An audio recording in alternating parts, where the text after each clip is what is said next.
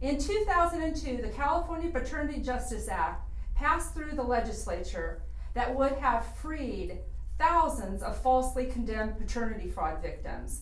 But the bill was vetoed by then California Governor Gray Davis, who chose federal funds instead.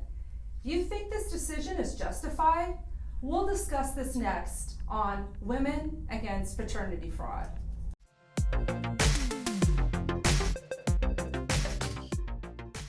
Governor Gray Davis vetoed the California Paternity Justice Act, which would have helped thousands of California men who were wrongly assigned paternity in default judgments and who have been compelled by the state to pay years of child support for children whom DNA tests have shown are not theirs. According to then Governor Gray Davis, he vetoed the bill, saying, "This bill would directly impact child support collections and would jeopardize California's ability to meet federally required performance measures, putting California at risk of losing up to $40 million in federal funds."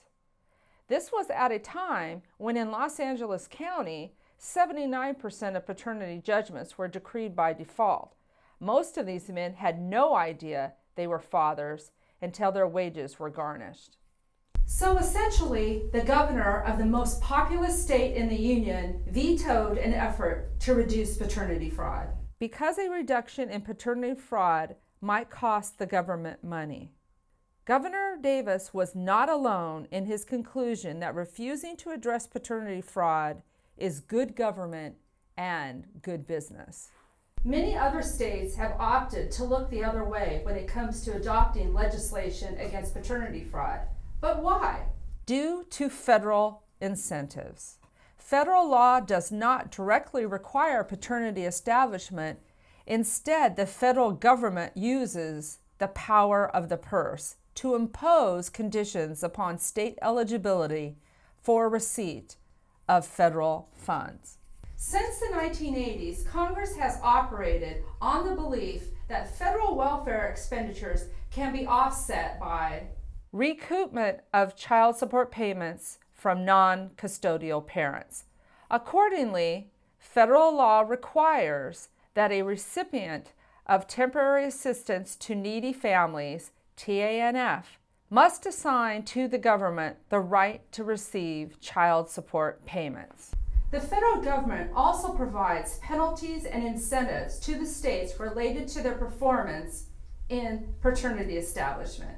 Federal law establishes a target of paternity establishment in 90% of cases.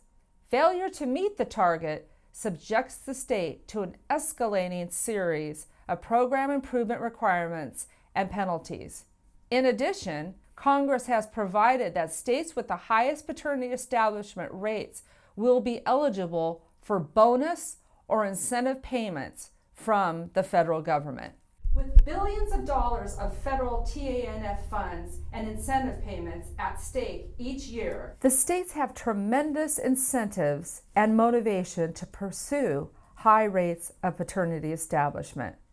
While nothing in federal law requires or authorizes establishing paternity against the wrong man, there is also nothing in federal law that prohibits or penalizes tagging the wrong man.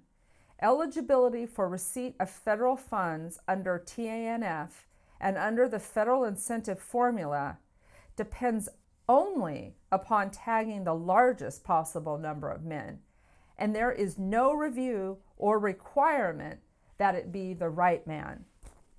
States are highly incentivized to establish paternities, and one man will serve as well as any other. The true impact of paternity fraud goes far beyond the dollars collected from men who are not the fathers.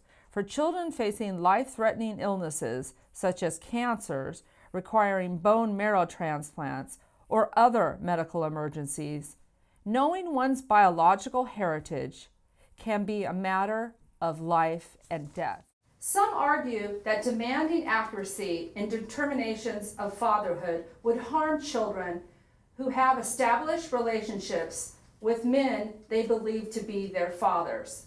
This is not true.